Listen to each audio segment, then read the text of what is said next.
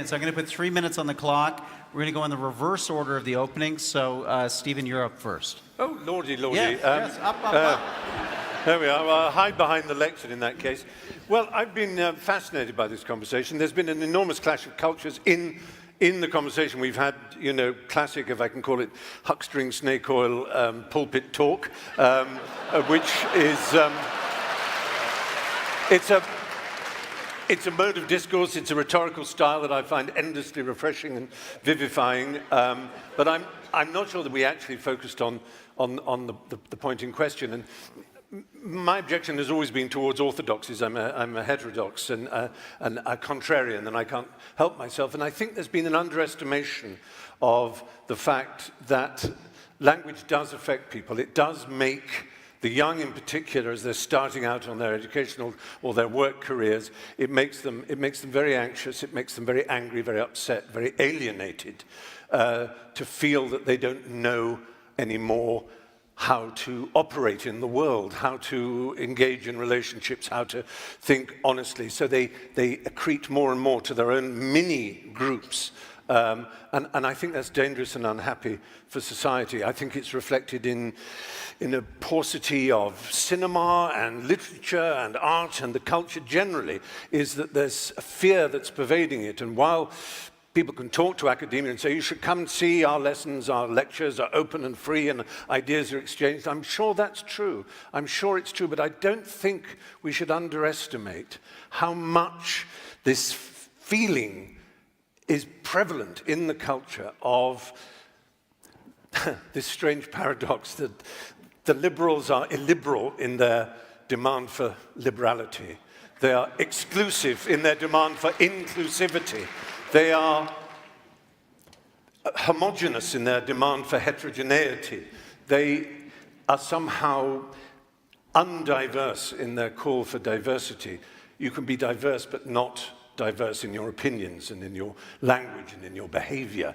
And that's a terrible pity. So I would say that I'm sorry that it got a bit heated in places, because I was hoping it wouldn't. I was hoping it would be a shining example of how people of all different kinds of political outlooks can speak with humor and wit and a lightness of touch. As G.K. Chesterton said, angels can fly because they take themselves lightly.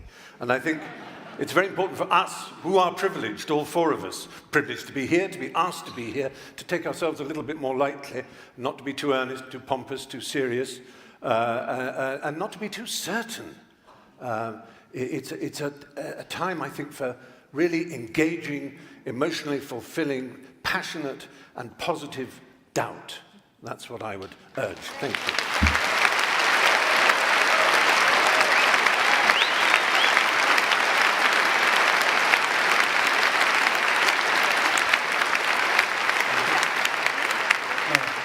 Michael, we're going to put 3 minutes on the clock for you. Please, your closing. Thank you so much for that compliment, Brother Fry. I'm used to not exclusively white men who see black intelligence articulated at a certain level, feeling a kind of condescension. If I came up here, Mr. I was saying the other day, but a kind of verbal facility automatically assumed to be a kind of hucksterism and snake oil salesman. I've seen that. I get it. I get hate letters every day from white brothers and sisters who are mad I'm teaching their children. You're just trying to co-opt our children. You're trying to corrupt them. Yes, I'm trying to corrupt them so they will be uncorrupted by the corruptibility that they've inherited from a society that refuses to see all people as human beings. The death threats I have received constantly for simply trying to speak my mind, it's not about a politically correct society that is open-minded and that has some consternation about my ability to speak. I'm getting real live. You want empirical death threats that talk about killing me, setting up to hurt me and harm me, simply because I choose to speak my mind. I agree with my confreres and my compatriots that we should argue against the vicious limitation and recursions against speech. I believe that everybody has the right to be able to articulate themselves, and the enormous privilege we have to come to a spot in a space like this means that we have that privilege and we should be responsible for it. No matter where we go from here, me and Brother Peterson will go to a Black Baptist church. I'm going to hold him to that. He said it on national TV. We're going to go to a black Baptist church and have an enlightening conversation about the need for us to engage in not only reciprocal and mutual edification, but criticism, even hard and tough criticism, but in a way that speaks to the needs and interests of those who don't usually get on TV, whose voices are not usually amplified, whose ideas are not usually taken seriously. And when they get to the upper echelons of the ability of a society to express themselves, they are equally subject to vicious recrimination and hurtful resistance. There's an old story about the pig and the pig and the chicken going down the street and said, let's have breakfast. The chicken just has to give up an egg. The pig has to give up his ass in order to make breakfast. We have often been the pigs giving up our asses to make breakfast. Let's start sharing them asses with everybody else. Thank you.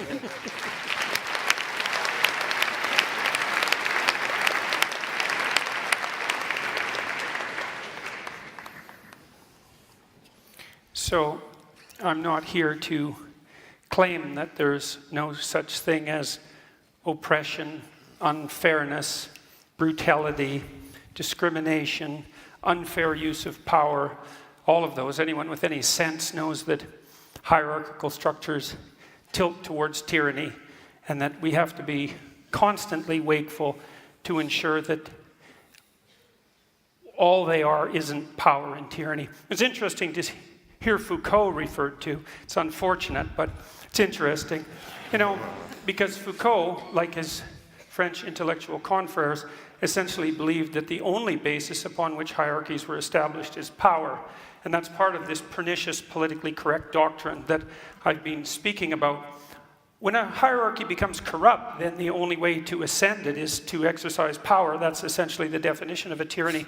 But that doesn't mean that the imperfect hierarchies that we have constructed in our relatively free countries, which at least tilt somewhat towards competence and ability, as evidenced by the staggering achievements of civilization that we've managed to produce, it doesn't mean that the appropriate way of diagnosing them is to assume without reservation unidimensionally that they're all about power, and as a consequence everyone who occupies any position within them is a tyrant or a tyrant in the making. And that is certainly the fundamental claim of someone like Foucault. And it's part and parcel of this, what would you call it, this ideological catastrophe that's political correctness. I'm not here to argue against progress. I'm not here to argue against equality of opportunity. Anyone with any sense understands that even if you're selfish, you're best served by allowing yourself access to the multiplicitous talents of everyone and to discriminate against them for arbitrary reasons unrelated to their competences. It's abhorrent. That has nothing to do with the issue at hand. It isn't that good things haven't happened in the past and should continue to happen. That's not the point. The point is the point my compatriot Fry made, which is, well, we can agree on the catastrophe and we can agree on the historic inequity, but there's no way I'm going to agree that political correctness is the way to address any of that, and there's plenty of evidence to the contrary, some of which I would say was displayed quite clearly tonight.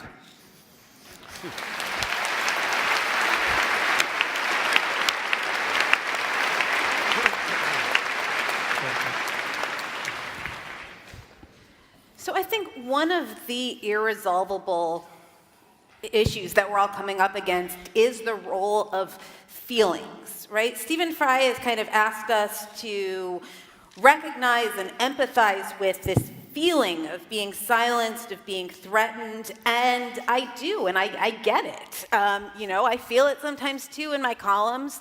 I hate it when I write something that then, gets a kind of irate Twitter mob after me.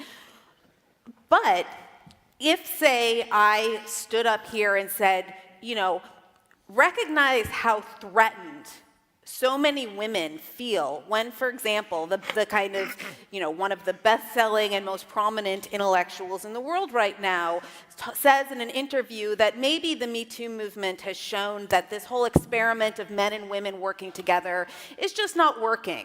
Or, maybe if women don't want the workplace to be sexualized, they shouldn't be allowed to wear makeup. I didn't right? say that. Well, Google I it. didn't say It was a that. Vice interview. Google it. Yeah, well. So, right, if I say, like, I feel threatened, right, then I'm being kind of politically correct and hysterical. So much of the debate about political correctness, or so much of the condemnation of political correctness, is about people saying, respect my feelings or accommodate my feelings. And to some extent, we can't accommodate everyone's feelings. But there's one group that really does think its feelings should be accommodated. And that is what we keep coming up against, is that, there's a group of people, and to some extent I'm part of it, that feels uniquely that our feelings of being silenced, marginalized, censored, that those feelings need to take primacy, that we can kind of sneer when these other groups ask for us to take seriously their feelings of being threatened or their feelings of being marginalized. Then we call those demands political correctness. And I would finally say that I think there's a fair amount of research that people become more closed-minded, more tribal, when they feel threatened, when they feel that their group identity is at stake. And so as much as, you want to blame the left for the rise of the right, I think that when that the rise of the right, the rise of people who are questioning the fundamental ideals of pluralistic liberal democracy, the more those views are mainstreamed, the more people, I think, are going to shut down in response because people are really scared. Thank you.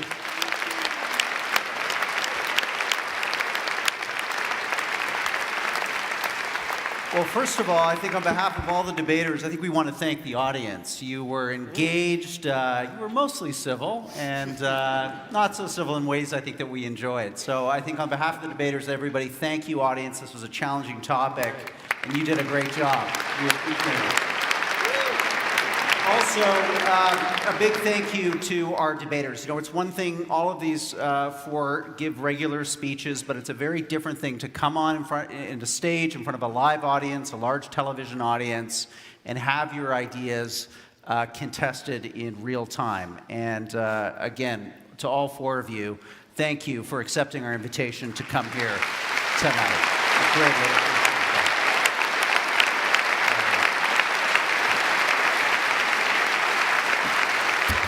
So, a few final notes. First, thank you to the Aurea Foundation, the Monk family, for once again convening us here at Roy Thompson Hall. We're going to do it all again this coming autumn. All of you have a ballot here in the hall. You can vote on your way out. We'll have those results for you just probably after 9:15. And let's just quickly review where your opinions stood at the beginning of tonight's contest. On the motion, be it resolved, what I call political correctness, what you call political correctness, I call progress. 36% agree, 64% disagree. And again, we saw a large percentage of you willing to change your mind, 87%. So let's see how tonight's cut and thrust affected your voting here. You've got your ballots. And again, to those of you who are watching online, we are going to have all these results for you on our social media feeds around 9:15. So enjoy the long weekend. Happy Victoria Day, everyone. Thanks for coming out to the Monk Debates. Thank you, Stephen.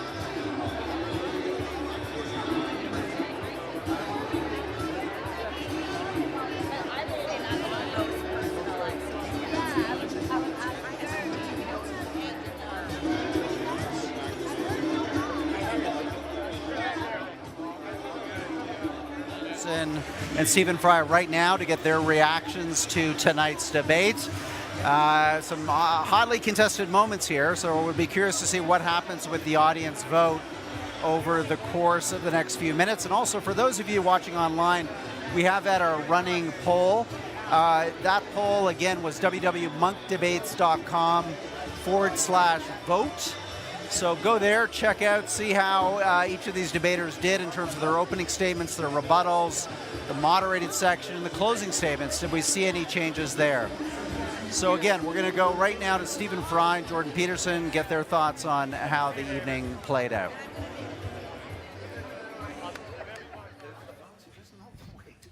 Gentlemen, thank you. Thank you both. We're just going to do a quick discussion with the online audience who's watching right now, just to get your reactions to the debate. And maybe just start with you, Jordan. There were some heated moments here. Did that surprise you, that the exchanges that you had with Michael Eric Dyson? Well, I wouldn't say it surprised me. Well, I suppose it probably did. It just didn't seem like a very good tactical move. And I stand by what I said. I don't see any reason at all that my racial identity needed to be dragged into the discussion, independent of my personality proclivity. I would say what I just said to Mr. Fry here is that it was a pleasure sharing the stage with him. I've rarely heard anyone ever deliver their convictions with such a remarkable sense of passion and wit and forbearance and erudition. It was really something. Yeah. And Stephen, a challenging debate because in a sense we're trying to mesh two different views here, two different worldviews, one very focused more on identity politics, group identity.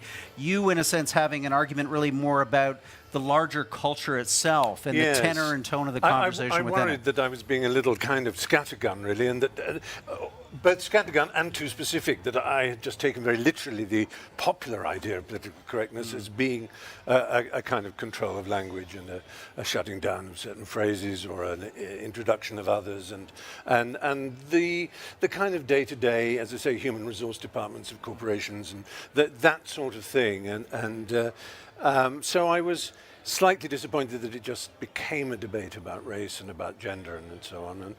But that was, I guess, natural. And I still, the fact is, I'm still a lefty, but a soft one. I just don't have. You're not too soft. Flabby, squashy in every sense. And I realize that that's not a political point of view, it is a personal one. Right. And the gap between the personal and the political, which is a space you're obviously very interested in as a psychologist, is one that is rarely explored. People are either so personal that it has no application in the outside world and the organization of human affairs, or they're so political and so much to do with structure and distinction between hierarchies and networks and so on, that they forget the individual. And that's the space in which the impassioned liberal lives, and it's not easy to do it because you often do sound rather wet, and I'm aware that I did. But I enjoyed it. Yeah, thank you for coming. Just finally, before I free you two both to a well-earned drink, anything left unsaid, Jordan? Any point that you wanted to make that you didn't feel you had the time or the opportunity? No, I don't think so. I said my piece, yeah. Great. Same question to you, Stephen. I know, I think I got across. I mean, there's so much you can talk about in that field, and I just wanted to leave with the point that I do want, like everybody, it's a no-brainer. We want the world to be fairer, juster, sweeter, kinder, but it's how you get there, and I felt that wasn't really addressed. Okay. Well, gentlemen, thank you both very much from our online audience. A big thank you also, I know, to Jordan Peterson and Stephen Fry for participating in, a debate with some stakes on the table, for sure. Thank you, gentlemen. I'll see you in the reception. You bet. Again, online viewers, we now have Michael Eric Dyson coming into the camera range here with Michelle Goldberg to get their reactions to the debate. So, guys, thank you for being part of this. You know, it's a complicated subject. It's got a lot of different moving pieces and elements. I think we addressed some of the constituent parts. Maybe start with you, Michelle. Was there something on stage that you wanted to say that maybe we didn't have the time or you didn't have the opportunity? Now's your chance. Well, I guess the only thing I can think of is that maybe I wish that we could have drilled down a little bit more into the gender piece of this. And again, to, what we're really arguing about, particularly with Mr. Peterson and the kind of range of progress, the range of feminist progress that he considers political correctness. I think part of the frustration is that him and Stephen Fry are talking about and defending, I think, a fairly discrete set of ideas with some overlap. And one of the difficult things about political correctness is it's a slippery term that's deployed to talk about a whole range of phenomenon. Yeah, and close down conversation and open up conversation. How did you feel, Michael? There were some points there, some points of sharp exchange. We appreciate that at the Monk debates. I mean, this is not a place for shrinking wallflowers. But any unsaid thoughts? Anything that you want to put a point on now? I think you have to hold people intellectually accountable, and to deny some of the things to Michelle that he said, and to present himself, Mr. Peterson, in a certain way without seeing some of the abhorrent things he said about women and other minorities, I think demands an engaged response to him.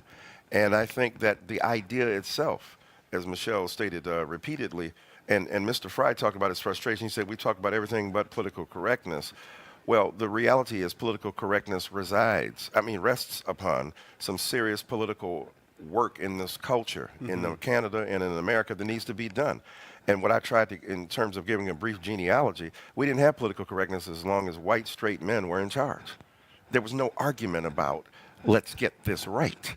But when people who exercise power no longer exercise absolute power, still predominant power, then there's an argument. And I think, to Michelle's point, about gender, about the workplace, about race, about sexuality and the like, I just think that it was a unnecessarily vigorous and sometimes sharply worded debate between us all. Michelle, final word to you. Well, if you are curious about the quote that I mentioned about, maybe this experiment with women and men working together, maybe it's not working. I mean, please do Google it. It's an interview with Vice. Did you put one of your columns? Promote one of your columns. I don't know, Did you promote your columns? and I guess again, me and Stephen Fry probably could have sat on the same side of another debate, but again, I feel like the phrase political correctness has expanded to cover a whole range of challenges to, I thought it was really interesting how much people were talking about their feelings, because when women talk about their feelings, right, that is politically correct excess, and when men talk about this feeling that they can't empirically define, we should all, I guess, I don't know, change in deference to that. Okay, guys, great thoughts. Let's go get a drink in the reception. Thank you. Let's do that, I'm man. buying, okay? Yeah, Thanks again. Right, thanks. Hey, online viewers, thank you for being part of this Monk debate. As I mentioned, these debates are semi-annual. We'll have another one this fall. We've got a whole archive of past debates on our website on a whole range of topics going back over a decade now. And you can access those free by simply becoming a member at www.monkdebates.com. Go to the basic membership. It's free. And we have a rock-solid privacy policy there. We respect your privacy. So finally, check us out on Facebook. Thank you for the 26,000 new follows in the last 10 days. We appreciate it. This debate will be archived on our website for the next while, again, for free. So share it with friends and family. I'm Rudyard Griffiths from downtown Toronto, Canada, at the Monk debate on political correctness. See you again in the autumn. Take care. Good night.